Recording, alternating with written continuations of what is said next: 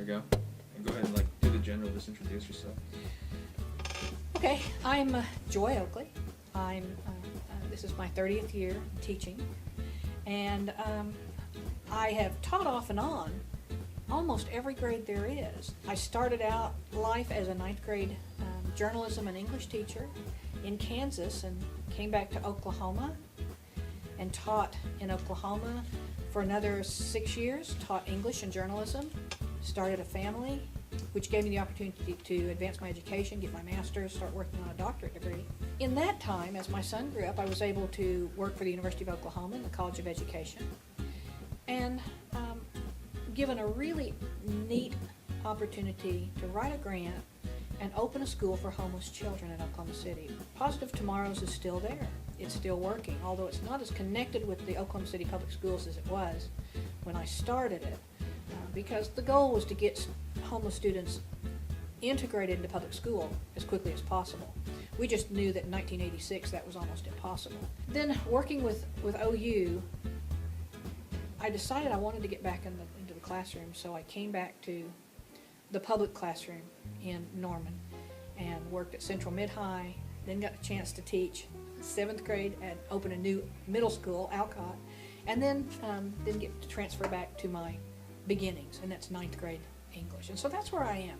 So I've come full circle in my 30 years, and I know that this is what I was meant to do. I love working with students, and I've always said the best teachers I ever had have been my students. They teach me something every single day. And the way I relate to those kiddos is to listen. Listening is the key. Listen to their informal chat. Listen to their angst. Listen to their happiness. Listen to what makes them smile. Listen to what makes them sad. I think the best teacher is a good listener and someone who will sincerely be open to students and their parents. Listening to their parents and letting the students know that we're a partnership, that I care as much as their parents. We're going to make sure they succeed, and we'll do whatever we can to do that. And that works best. That's a good philosophy. I don't demand respect, I try to earn it. And in turn, I find the kids do the same thing. They will treat me as respectfully as I treat them. So, one of the things that they note about me real fast is I'm not a yeller.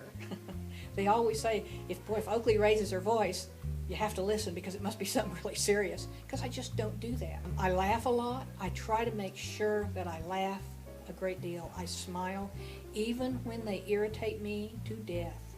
All I have to do is look at the humor and go, oh my gosh, they're 14. That was funny. I did the same thing. And be able to laugh about it and then tell them don't do it again. But laughing and humor, that's the best thing in the world to do. And that gets them so that they want to hear what I have to offer them.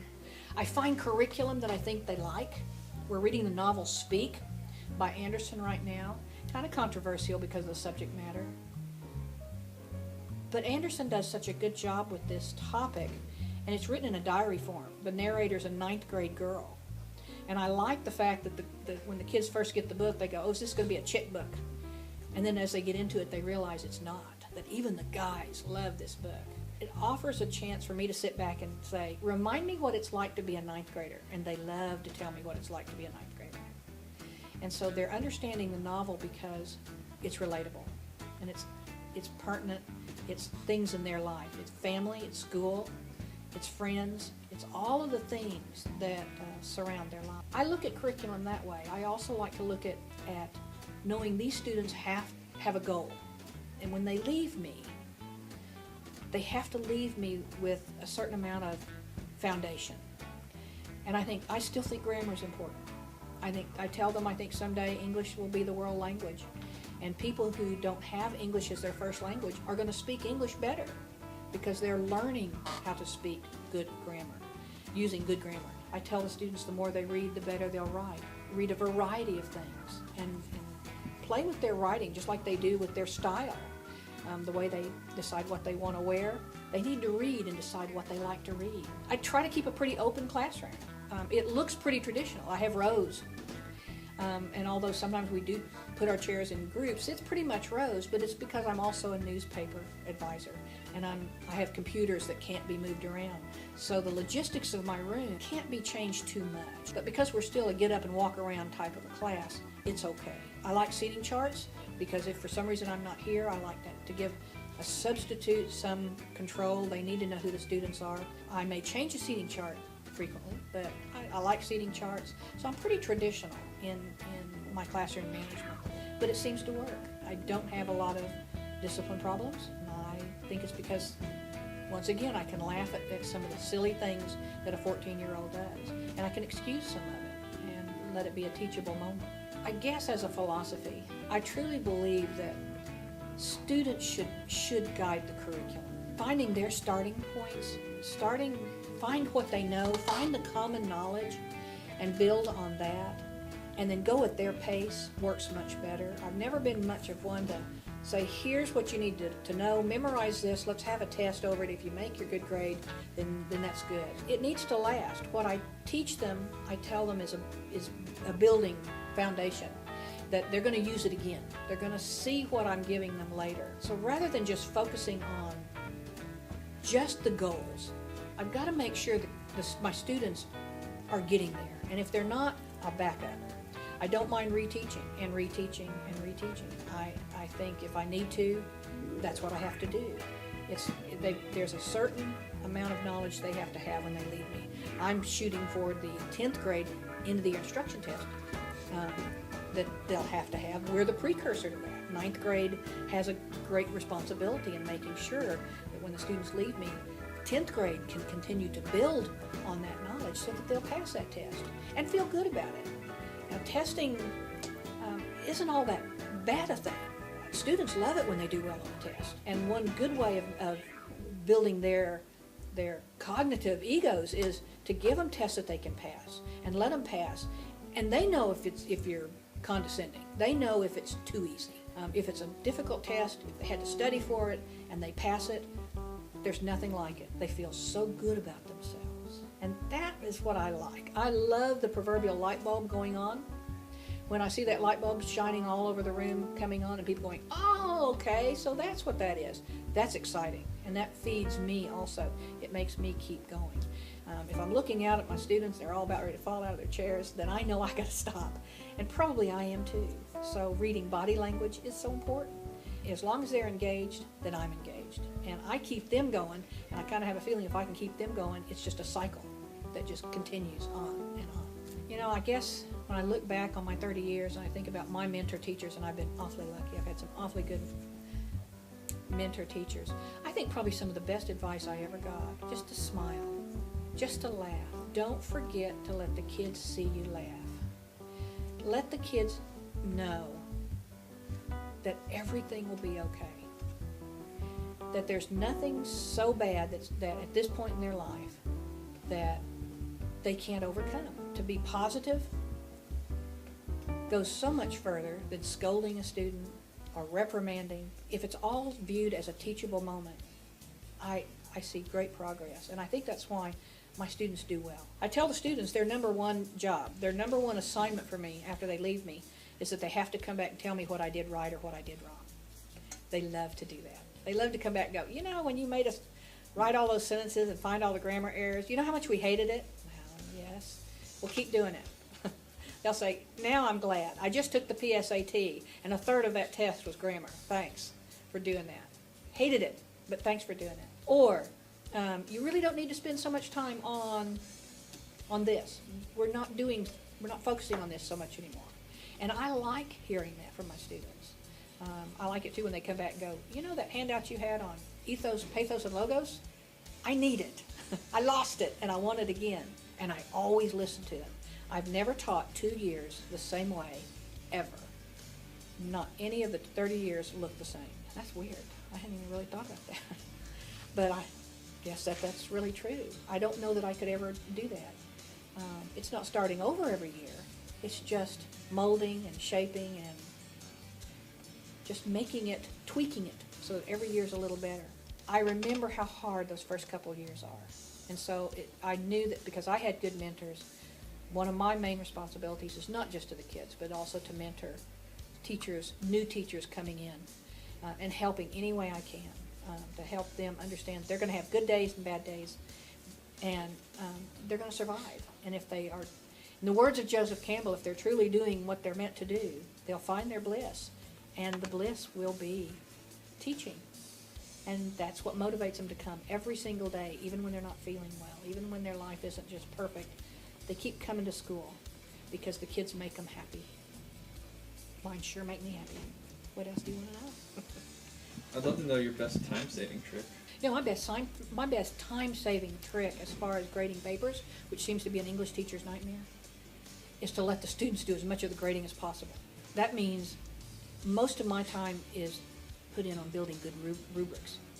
And if a kid really and truly understands the rubric and has decided at what level on that rubric do I want to achieve, it should be real easy to, and much less time consuming for me once I get a paper or once I'm grading something. That rubric is what saves me. And the kids are pretty good about helping design those rubrics. Something you do better than anyone else. And I don't know what I do better than anybody else. Everything I do is just so joyful. I like that. I'm just Joye Oakley, and I love teaching, and I love the kids, and I would like to think that on just a social level, I appeal to the affective domain better than a lot of people, because kids keep coming back to me. I don't know at what point I became mama, but I know at some point I also have become grandma. And I don't think that's a bad thing. I think responding to kids and being able to address their affective needs is every bit as important as affecting their cognitive needs. And so I think I do pretty well with that. I think I get along with the kids very well. And I think that's what you have to do first, is if they're not buying into me a little bit, they're not going to hear what I have to say. So that may mean I have to wear fairy wings when I'm teaching Midsummer Night's Dream, or I may have to put on donkey ears or something. But if that gets their attention, that's fun, and they enjoy it. You know, I'm so old guard. Sometimes I wonder if I'm losing touch. But you know, in education, I've always, and I've only seen him once, but if I could sit down and interview Harry Wong and go in and watch him teach in his classroom, I think I could say I've completed my education. And one of the things that he said that I always remembered was, you know, I never came up with anything original. Everything I have, I borrowed, or a mentor showed me how to do it. And he said there's no need to reinvent the wheel every year. That the wheel's been invented and it's perfected. All we do is just hone it and bring it up to date. And that's such good advice for me. That's kind of what I see too. I get real frustrated when people want to, let's throw this out and start all over. Let's reinvent the wheel and see how it rides, when I want to say, you know, the wheel's there. All we need to do is decide how to make it better. And I think that's personality. You know, people ask, I guess Marzano in his teaching being an art and a science, yeah, it definitely is. It certainly is an art and a science. And what I sometimes worry about is if too much pressure is put on a teacher and the first thing they start chipping away is the art. That the science seems to be what's important, the quantitative data. Deliver the data. How are the kids doing, and give us the data to prove it. I think we forget about the qualitative data. I think they forget that data is every bit as important as quantitative. And the science is important, but the how to do things is important. Certainly. The process is part of what my goals are. But I also think we don't want to mess with the art. And every teacher's art is different. And that's where I try to encourage the new teachers with which I get to work. I try to tell them, be creative. Just try it. And if it fails, don't do it again. but try. Be creative. Try different things. And I had one particular year where it just seemed like the students kept saying, why do we learn this? Why are we doing this? And I wanted a button that said, don't ask me why. Ask me how. Because that's teaching the process. And if I can teach them the how, they'll figure out the why. The why will be personal to every kid.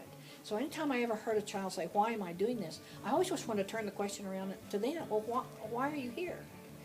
Why do you want to learn this?